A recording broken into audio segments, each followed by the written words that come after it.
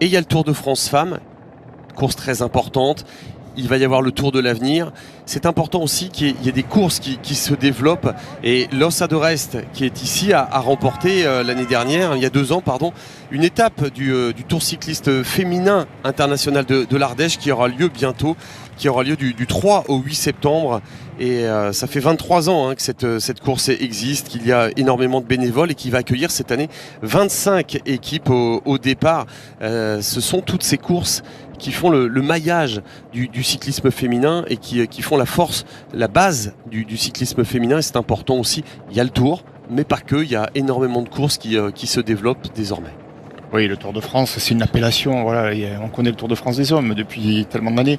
Le Tour de France des femmes, il est venu, il est reparti, et maintenant organisé par ASO, Amaury Sport Organisation.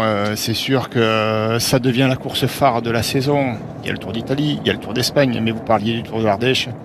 C'est vrai, c'est une épreuve de référence qui était là bien avant toutes ces nouvelles courses finalement, et que les concurrentes ont certainement à cœur de réussir, parce que voilà, elle fait partie de cette histoire du cyclisme féminin et il est important de briller sur le Tour de l'Ardèche. Et le Tour, c'est fini pour Maëva Skiban. C'est terminé pour Maëva Skiban. Se relève, on lui a certainement dit, ça sert plus à rien. Et ils sont trop loin devant. On parlait du Tour de l'Avenir qui aura lieu la semaine prochaine.